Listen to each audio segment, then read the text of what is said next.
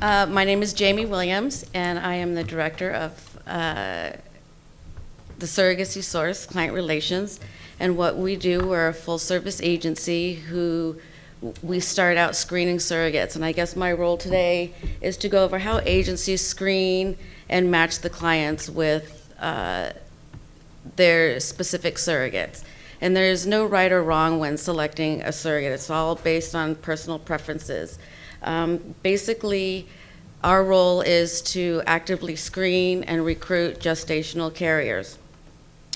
We start with anywhere between 200 to 300 applications per month, and we approve usually 1 to 5 surrogates per month because of our screening process. They start with a preliminary application, and then we do a full staff review. Our staff have all been surrogate mothers, so it enables us to determine whether or not this is a good candidate. Once we've determined it's a good candidate, we do a full in-home assessment. It's a 90-minute. We require the husbands to be there and go over the entire process from beginning to end, the medical aspect, the expense forms, insurance information, selecting intended parents, etc. Once we do that in-home assessment, we do criminal background screening. We do psychological evaluations, not just on the surrogate, but on the husband as well. And then we put them on the available surrogate roster. We've already got copies of their medical records. Most agencies, as well as ourselves, have RN on staff who reviews the medical records in advance before we put the surrogates available. And intended parents go online and review different surrogate profiles, and once you've selected a specific surrogate, then we do what we call a match meeting, where we go over a reduction and termination and specific preferences, eating habits, breast milk, being in the delivery room, carrying multiples. And if all goes well, then they sign legal contracts, open escrow, and have a cycle depending on, everybody's process. It's a little bit different. We work with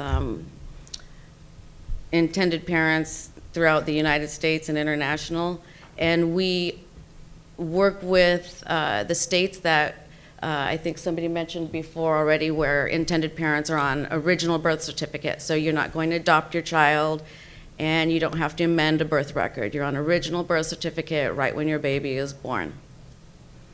Any questions? Actually, we're going to have Q&A afterwards. Oh. But I have a question for you. Is there any general profile to the surrogates that you accept? What are you looking for? What type of woman wants to go into this process? Good question. Our requirements typically, we go by ASRM guidelines, but typically between 21 and 38. Typically, if you approve a 38-year-old surrogate, it's probably because they've been a surrogate before or has had a full-term healthy pregnancy, labor, and delivery within the last 2 or 3 years. Nobody with a criminal history ever. No substance abuse, no preterm labor, no government assistance. BMI must be, 31 or under. Basically, those are the requirements. Surrogates, we have surrogates that decide to be surrogates because they've either saw the baby show and they've seen a surrogate story, or they've known somebody who has struggled with infertility. Our entire staff, including myself, have been surrogates. And, oh gosh, I don't want to date myself, but a long time ago, I saw a show on TV, and I had never heard about surrogacy ever. And it was the Deidre Hall story. And I just had my son. I was nursing him in the middle of the night, and I couldn't put him down because I had to watch the show. And that was the first time I learned about surrogacy, and I knew that this was our calling. And we are passionate about surrogacy. There's so many agencies out there that are wonderful agencies, and we're all doing the same thing, but we pride ourselves on being available no matter what, and being able to go through that experience and work from our hearts.